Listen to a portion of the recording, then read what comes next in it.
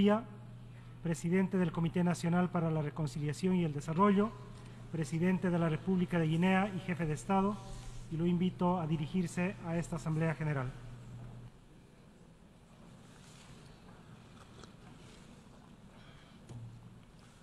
Monsieur le Président, Excellences, Mesdames et Messieurs les chefs de délégation, Monsieur le Secrétaire général, je voudrais, avant de commencer, Monsieur le Président, vous adresser les chaleureuses félicitations de la délégation guinéenne pour votre brillante élection à la présidence de la 78e Assemblée générale des Nations unies. Je voudrais également, devant cette auguste Assemblée, vous assurer du soutien de mon pays. Je souhaite par la même occasion rendre un hommage mérité à votre prédécesseur, M. Saba Korosi de la Hongrie, à M. le secrétaire général, M. Antonio Guterres. Je le remercie pour le dévouement avec lequel il dirige notre organisation.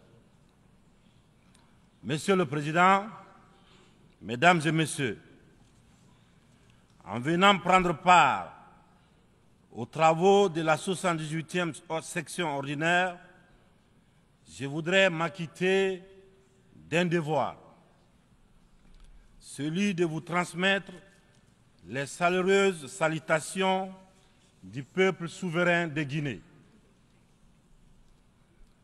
Mon pays qui continue de fonder un espoir en l'Organisation des Nations Unies pour trouver des solutions idoines aux questions auxquelles notre monde continue d'être confronté. Dans ce cadre, Monsieur le Président, nous pensons que les fondamentaux qui ont sous-tendu à la création de notre organisation doivent s'adapter aux mutations profondes de notre société.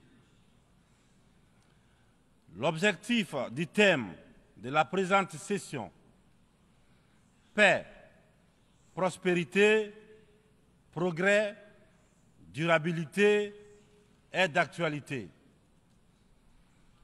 Évocateur et mérite une attention particulière de notre part. Épidémie de coups d'État en Afrique. Après celle de la Covid-19, le continent est frappé par celle des putschs militaires, notamment dans les pays francophones du sud du Sahara. C'est tout le monde qui les condamne, qui les sanctionne, qui s'émeut de la réapparition brusque de cette pratique que l'on croyait révolue, à juste titre. Mais j'ai envie de dire que la communauté internationale doit avoir l'honnêteté et la correction de ne pas se contenter de dénoncer les seules conséquences, mais de s'intéresser et de traiter les causes. Les coups d'État, s'ils se sont multipliés ces dernières années en Afrique, c'est bien parce qu'il y a des raisons très profondes. Et pour traiter le mal, Mesdames et Messieurs, il faut s'intéresser aux causes racines. Le putschiste n'est pas seulement celui qui prend les armes, qui renverse un régime. Je souhaite que l'on retienne que les vrais putschistes, les plus nombreux, qui ne font l'objet d'aucune condamnation, c'est aussi ceux qui manigancent, qui utilisent la fourberie, qui trichent pour manipuler les textes de la Constitution afin de se maintenir éternellement au pouvoir. C'est ceux en col blanc qui modifient les règles du jeu pendant la partie pour conserver les rênes du pouvoir. Voilà les putschistes les plus nombreux. Monsieur le Président, Mesdames et Messieurs, je fais partie de ceux qui, un matin, ont décidé de prendre nos responsabilités pour éviter à notre pays un chaos complet, une situation insurrectionnelle. Aucune force politique, toute complètement neutralisée à l'époque, n'avait ni le courage ni les moyens de mettre fin à l'imposture que nous vivions.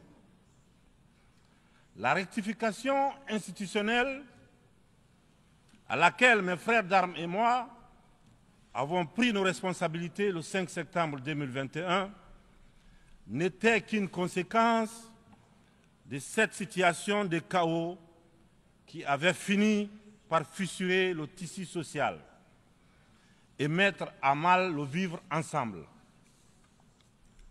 Sans être exhaustif, nous pensons que les transitions qui sont en cours en Afrique sont dues à plusieurs facteurs parmi lesquels on peut citer les promesses non tenues,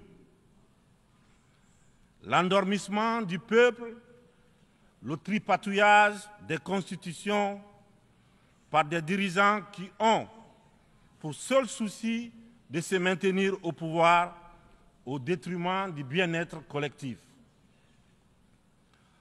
Aujourd'hui, le peuple africain sont plus que jamais éveillés et décidés à prendre leur destin en main. La mauvaise répartition des richesses crée des inégalités sans fin. La famine, la misère qui rendent le quotidien de nos populations de plus en plus difficile. Ces inégalités font partie des causes des événements qui mettent en péril surtout le vivre ensemble. Quand les richesses d'un pays sont dans les mains d'une élite, alors que les nouveau-nés meurent dans les hôpitaux par manque de couveuses, il n'est pas surprenant que dans de telles conditions, nous assistons à des transitions pour répondre aux aspirations profondes du peuple. L'Afrique souffre, mesdames et messieurs. Elle souffre d'un modèle de gouvernance qui lui a été imposé. Un modèle certes bon et efficace pour l'Occident, qu'il a conçu au fil de son histoire, mais qui a du mal à passer et à s'adapter à notre réalité, à nos coutumes, à notre environnement. Hélas, j'aimerais dire que la grève n'a pas pris. Je sais que lorsque je dis cela, tout de suite, ils sont nombreux à se dire encore un bidas qui veut tordre le cou à la démocratie. Encore un soldat qui veut imposer sa dictature. Cependant, de façon très claire, sans hypocrisie, sans faux semblant, les jeux dans les jeux, nous sommes tous conscients que ce modèle de démocratie que vous nous avez si insidieusement et savamment imposé après le sommet de la Baule en France, presque de façon religieuse, il ne marche pas. Les différents indices économiques et sociaux sont là pour démontrer que ce n'est pas un jugement de valeur sur la démocratie en elle-même, croyez-moi, bien entendu, c'est un constat, c'est un bilan. Sur plusieurs décennies d'expérimentation chaotique de ces modèles dans notre environnement, une période où il n'a été question que des outils politiques, au détriment, bien sûr, au détriment de l'essentiel, qui est l'économie, la transformation de nos matières premières sur place. Permettez-moi de pousser l'exercice de vérité un peu plus loin. Avec ma courte mais intense expérience à la gestion d'un État, la Guinée, j'ai mieux mesuré à quel point ce modèle a surtout contribué à entretenir un système d'exploitation et de pillage de nos ressources par les autres, et une corruption très active de nos élites, des leaders nationaux à qui on a souvent accordé des certificats de démocrates. Et en fonction de leur docilité ou de leur aptitude à brader les ressources et les biens de leur peuple, ou encore de leur facilité à céder aux pseudo-recommandations et injonctions des grandes puissances. Je dois d'ailleurs, dans ce sens, confesser que tout ce à quoi je fais face dépasse l'imagination. Ce sont les mêmes qui confessent la démocratie, la transparence, qui dénoncent la mauvaise gouvernance et la corruption, qui dictent les règles. C'est eux qui, en off, très discrètement et sournoisement, redoublent de pression pour nous faire céder notre patrimoine dans des contrats léonins. Je comprends certains dirigeants, quelques-uns de mes prédécesseurs, qui, parce qu'ils avaient des fragilités, parce qu'ils étaient sous pression, ou parce qu'ils traînent des casseroles, ou surtout parce qu'ils avaient des agendas politiques, ont cédé à ce qu'on leur demandait. Je les comprends sans les approuver. Certains m'ont même rappelé que si j'avais un agenda politique, je serais moins à l'aise pour mener à bien les réformes auxquelles mon gouvernement et moi nous nous sommes attaqués. Une chose est certaine, nous n'avons qu'une seule préoccupation, le bien-être du peuple et le vivre ensemble. C'est cela notre priorité. C'est pourquoi la transition que je dirige a choisi de se consacrer avec méthode en fixant les objectifs clairs dans un ordre précis. Le social, l'économie et le politique.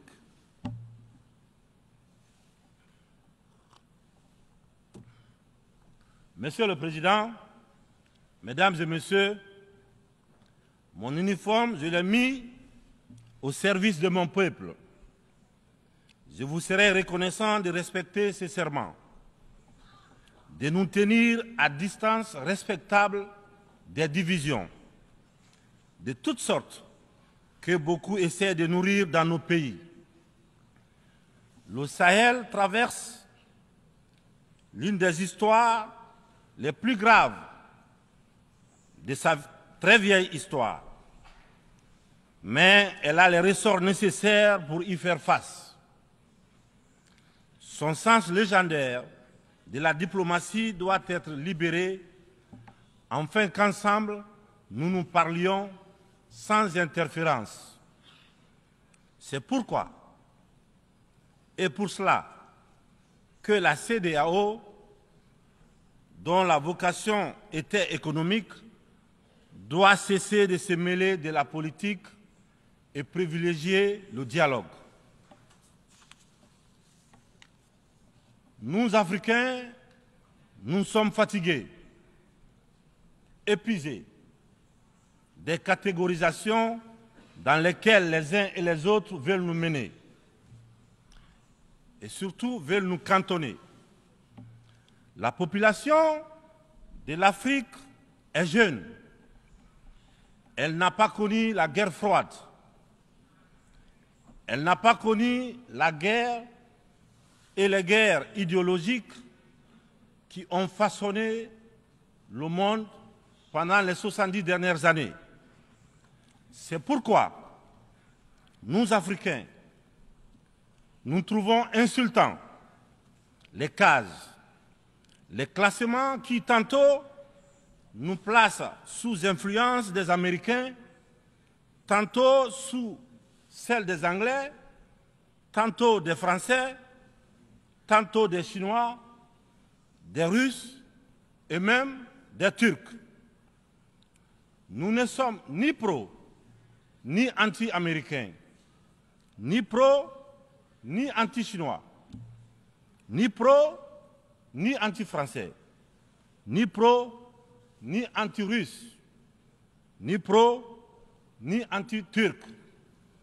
Nous sommes tout simplement pro-africains. C'est tout.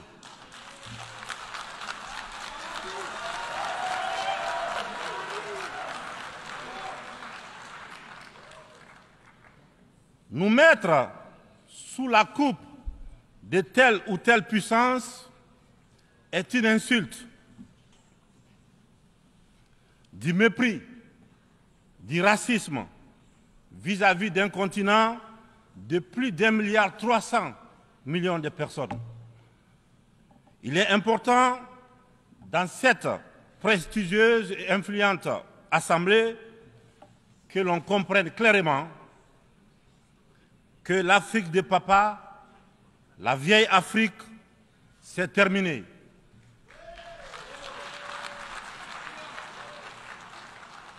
Avec une population de plus d'1 milliard d'Africains, dont environ 70% de jeunes totalement décomplexés, des jeunes ouverts sur le monde et décidés à prendre en main leur destin. Il est venu le moment de prendre conscience que les structures, les règles issues de la Seconde Guerre mondiale, en l'absence de nos États, qui n'existaient pas encore, sont obsolètes. C'est la fin d'une époque déséquilibrée, injuste, où nous n'avons pas droit au chapitre. C'est le moment de prendre en compte nos droits, de nous donner notre place, mais aussi et surtout le moment d'arrêter de nous faire de la leçon, de nous prendre de haut, d'arrêter de nous traiter comme des enfants. Rassurez-vous, rassurez-vous, nous sommes suffisamment grands pour savoir ce qui est bien et ce qui est bon pour nous.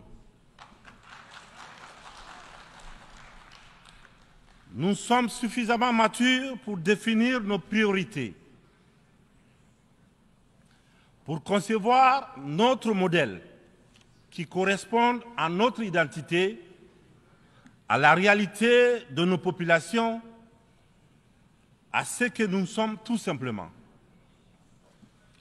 Nous vous serions fort reconnaissants de nous faire confiance et de nous laisser mener notre barque comme vous l'avez permis dans certaines régions du monde.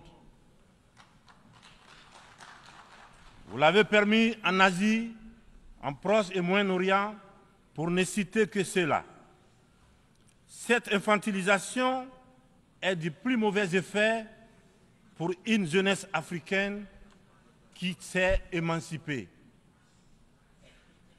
Dans ce contexte, nous sommes tous interpellés et appelés à procéder à une meilleure analyse de la situation en vue d'initier et de poursuivre de nouvelles politiques au bénéfice de tous.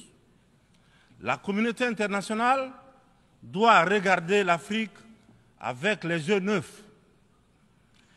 Elle doit entreprendre avec elle désormais une coopération franche dans un esprit de partenariat gagnant-gagnant. Je vous remercie de votre attention.